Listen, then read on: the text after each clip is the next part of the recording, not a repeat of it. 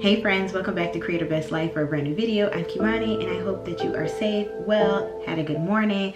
This is a cozy Christmas write with me. So if you like write with me's and you love Christmas just as much as I do, please give me a thumbs up, please share it with a friend, hit the notification bell so you're alerted every single time I post a brand new video, and most importantly, hit the subscribe button so you let me know that you're having a good time here and I'm doing a great job.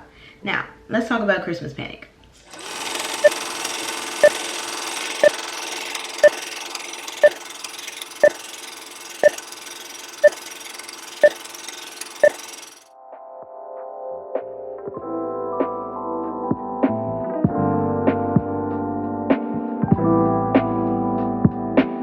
Okay, y'all, when I tell you that I have been working on this script for a year, I'm not playing. I wrote Christmas Panic as a short story based off of a writing prompt that I found, and I came up with this like dark version of your typical Christmas story. And y'all know I love the dark spooky stuff, so it was a perfect mashup of genres, right? Now, ooh, I'm ashy.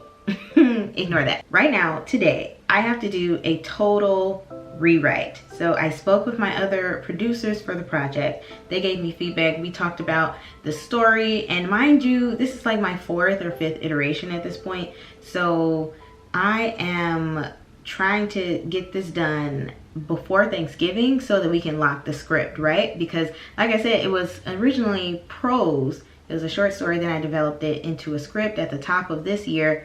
And now at the end of this year, here we are trying to finalize the script so that we can film it at the top of 2024. Can she do it? Yes, we can. It's just a struggle because I hate rewrites.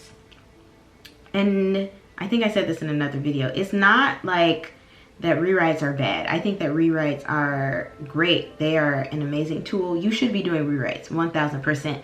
I just hate killing my darlings. It is a crappy feeling to have to get rid of moments or lines or characters. And that's just something that you have to deal with as a writer. I just really love the story so much, and all the iterations have been so much fun to write. It's just a matter of I have to get over it, suck it up, and get this work done. So y'all already know I've got my remarkable tablet here. Never do an outline without it, so we're gonna outline today. And I have the log line for Christmas Panic now, and I can tell you guys a little bit about it now that the other versions of it are no longer what we're using. And y'all, I am almost done with the pitch deck. It is so freaking cute. Like, if I don't do nothing else right, I do a pitch deck right, okay? I can write a log line, I can do a pitch deck, and I can summarize a story. So the log line is: attempting to grieve, a provoked mom seeks revenge after her son goes missing on Christmas Day. And that doesn't give you much of the story at all. Do I have a synopsis here? Yeah, that's the old synopsis. Let's see, do I have any other ones? Because I posted Christmas Panic on my YouTube at the end, right before Christmas, and I deleted it because I was gonna develop it into a script after that. So I was like, yeah, let me just go ahead and delete it. But at least, you know, it's up there as a podcast, so that not only is it copywritten, but now it's an IP for me, which is great. So I'm covered in terms of what story is mine and all the iterations and whatnot. So that feels amazing that I am covered. But let's give you a little bit of details about the story itself. I originally wrote it in my notes, A little bit? Yeah. Oof. All right. Basically, it's 6 a.m. and it's a festive house. It's super quiet. This couple wakes up and they're looking for their son. Like, their son is missing and they're like, I don't know what to do. Where did he go? His shoes are still here. Like, what happened? The door is locked. And this is like a young boy. He's like 5, 6 years old. So he goes missing and some weird, interesting stuff happens. And it's these dark Christmas characters that come in, and basically mom and dad have to save the day. So that was the original version of said story. And that's without just giving you all the nitty-gritty details. And now that I have done, is this like my 4th outline? Child, I'm my brain. So yeah, this is my 4th or 5th outline of this story. Now, I have to start from scratch. And let me go back into my notes. Because since it's a dark story, I should make my main character a little more unhinged. I should,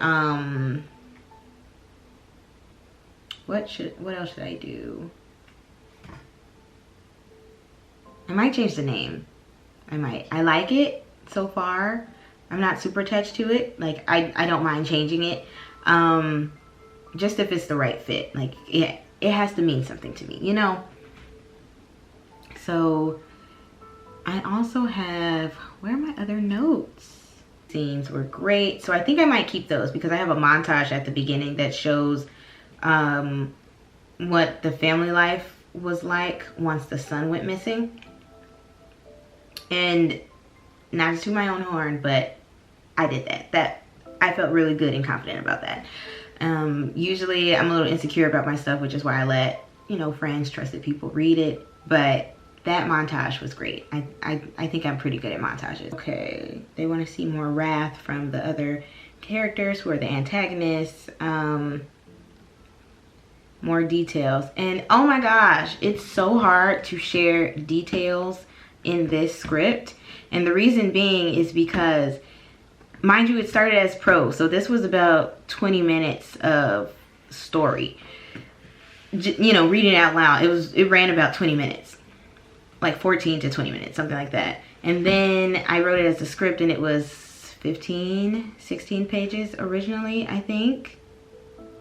Yeah, it was pretty high. And then I got it down to 13, then I got it down to 11 and a half. And I'm trying to keep it at no more than like 11, 12 pages at the max. So trying to be as descriptive as possible, but also keeping it brief because it's already this big story is kind of hard. But we're also looking at like how much it's gonna cost, and we want to keep costs down. So that's why this is such a challenge for me. I love a good challenge, but I am kind of struggling with it a little bit just because Act 1 is great, or was great. Act 2 was kind of long, and then Act 3 I kind of have to, like, you know, really condense it, which doesn't do much for wrapping up the story nicely. And I'm a big proponent of making sure that you wrap up the story nicely. And if I can't do it myself, then I have no business critiquing somebody else for it. So I need to tighten that up a lot, which means that my Act 2 probably needs to be a little bit shorter this go around. So we are basically idea generating for this new version. Okay, we're gonna do a new version, Act 1.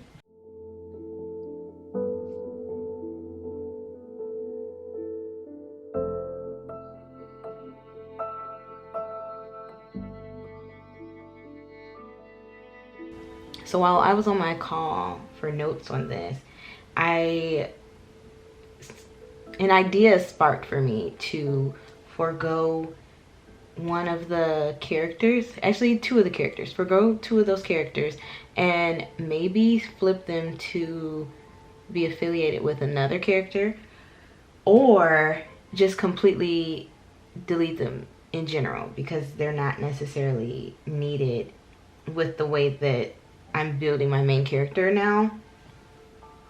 and building her life up, so she doesn't need these supporting characters.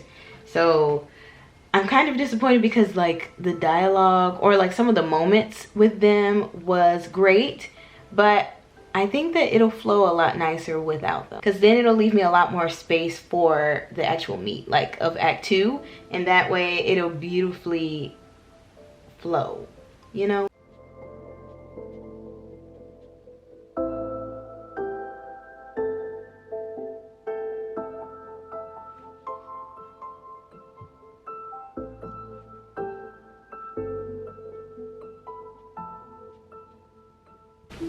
Okay, I just did Act 2. I feel like I need to work on this a little bit more, so I'll probably do this another day. You know, let this sit, marinate. I'll think about it a little longer, especially because I'm about to go to the gym after this, so I'll probably think about it while I'm at the gym and come back later and work on it. But I have this character who has addiction issues. They developed them after the loss of their son, and other people think that they're crazy, and I'm just trying to figure out like what moments to put in there so that she looks crazy to the viewer, to the other characters, but she's not actually. So I'm wondering like, so I'm wondering if I should keep it that way, where she looks crazy to us and the characters, or she only looks crazy to the other characters. And in the end, it's like, see, I told you so. I don't know, because I want the ending to still be dark and like bleak. But so far, the middle is pretty good. It's completely different. But I think that it could still be fun. Like, I'm still envisioning it to be really cute and fun still. And now I'm on Act 3. And to be honest, I have no idea what to do for Act 3 to like wrap this up nicely. So I want to marinate on that a little bit longer. Okay, before I let you guys go, I really wanted to share another writing prompt with you guys, because these have been so much fun for me to make. And I wanted to just keep, you know, sharing more so that you guys also are getting something out of these videos. One that I would like to do is write a short story set on your favorite holiday. It doesn't have to be Christmas. But if it is, now's the perfect time to write your Christmas story. You can write it in prose. You can just, you know, write in your journal. It can be a poem. It could be a short film, a pilot, a movie. It doesn't matter. As long as it is a short story. You can start out short and develop it into something way bigger. And I love that. And if you guys do this prompt, please comment below what your logline is essentially. I don't know, do they have log lines for books? I think so. It's like a blurb or whatever. Same thing. But if you do come up with something, share your details in the comments. I would love to hear what you come up with, even if it's just for fun. Now, if it's what you're saving for work and you want to copyright it and everything, feel free to keep that to yourself. But I would love to just hear little details about your characters, what your favorite holiday is, and if you enjoyed the writing prompt. So that's all I have for you guys. I hope that you enjoyed this video. It wasn't as satisfying for me this go round, just because probably my headspace, I just have so much going on right now, even stuff that I haven't even talked about on here. And so I think that it would be great for me to take a break, but also send this to my producer so that they can give feedback on it after I, you know, tweak it a little bit on my own time. And also I will be sharing more details about the finished outline, hopefully very, very soon, so that we can get the ball rolling on this project. I really hope that these are helpful for you so that you can take it into your own life and create on your own time. And please let me know if you guys like videos like this. Don't forget to give me a thumbs up, share with a friend, hit the notification bell, and most importantly, if you're new and you made it all the way to the end of the video and you like it here, hit the subscribe button. I would really love it if you join the fam and I get 500 subscribers by the end of the year. We'll see, fingers crossed. Don't forget to tell your friends, you know, because we have a great time. Anyways, I hope that you have a lovely holiday season. I hope that you are always inspired to create your best life, and I will see you guys in a brand new video really soon. Bye.